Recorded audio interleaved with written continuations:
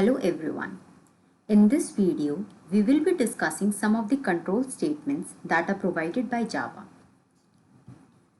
The statements that breaks the normal sequential flow of a program are called as control statements. These statements support decision making in Java and are responsible for looping and branching inside a program.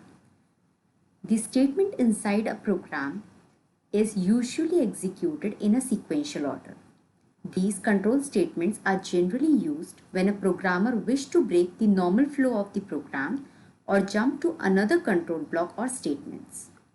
These are also helpful when a block of codes needs to be executed repeatedly in some fashion.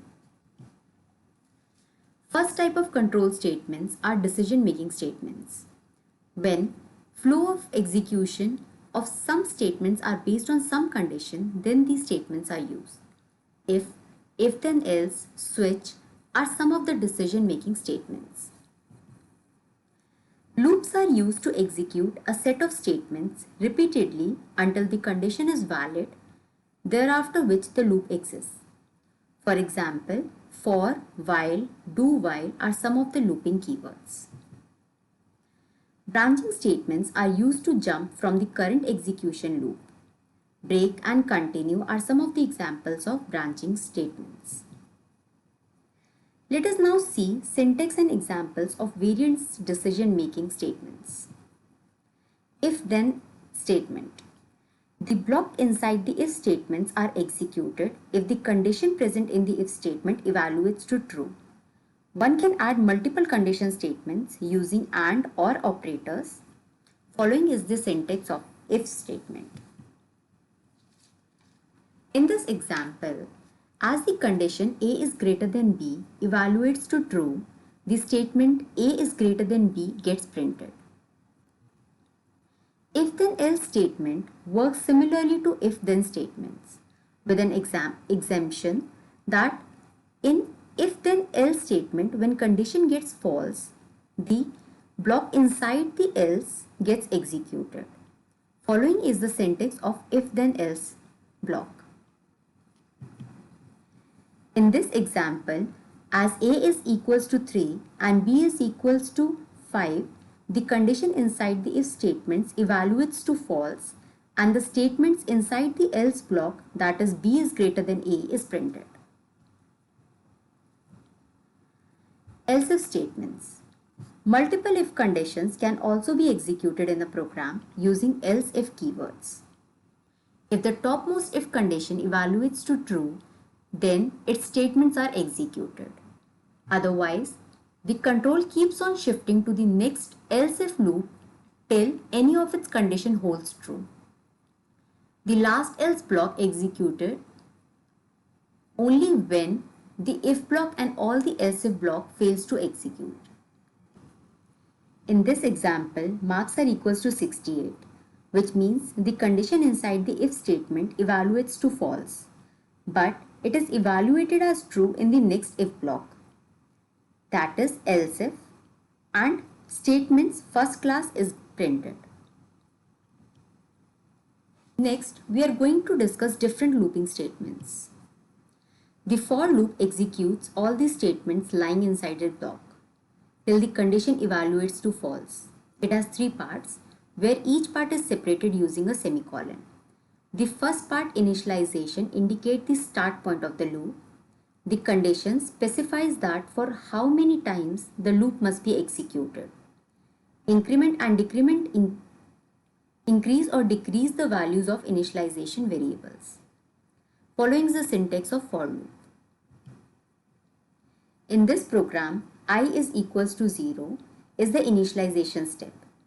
I is less than 5 evaluates the condition and the loop will run for I equals to 0, 1, 2, 3, 4, that is 5 times, since the variable is incremented by 1 in each iteration of the loop.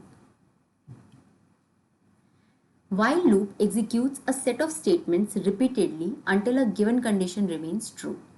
Following is the syntax of while loop. In this program, the while block is executed till I is not equals to 0. As the value of I is 5 At the beginning, the loop will run for I equals to 5, 4, 3, 2, 1 as the variable is decremented by 1 using minus minus I statement. Please note, while loop is almost similar to for loop. Do while loop. This loop is similar to that of the while loop, except that the condition is evaluated at the end of the loop in the do while loop, whereas in while loop it is evaluated before entering into the loop. The statements given inside the do block are executed at least once regarding any conditions. Following is the syntax of do while loop. In this example, the value of I is printed at first, that is 0, and then the while condition is checked. So I equals to 0, 1, 2, 3, 4, 5 will be printed as I is incremented by 1 at each iteration. And when I becomes less than 0, the loop will exit.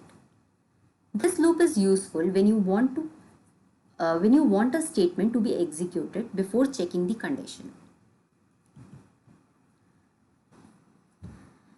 Switch statements are similar to if-else-if block, which means that it has multiple paths. The value of the expression is matched exactly with the case value. Only then the statement inside the case will be executed. Each case block is followed by the break statement, which exits the switch block.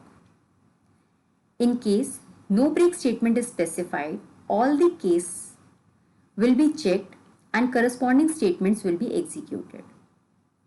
Default case specifies that no case was matched, and so the default statements get printed. In this program, n value is equals to 2. So inside the switch statement, case 2 block will be executed as case value matches the switch expression value, that is 2. Next, let us discuss continue and break statements that fall under the jump statement category. Continue statements skip the current iteration of the loop and evaluates the loop condition for the next iteration.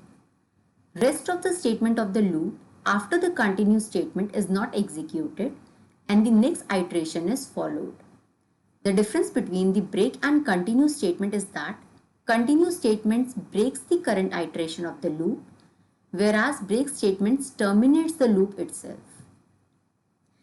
In this example, if the modulo of I is equals to 0, then the loop continues, and when the if statement evaluates to false, modulo of 1 is not equals to 0, then if exists and the variable is printed.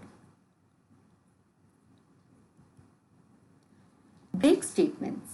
When a program executes a break statement, then the loop, that is for, switch, while, do while, which contains the break statement is terminated. The flow of the execution jumps outside the loop.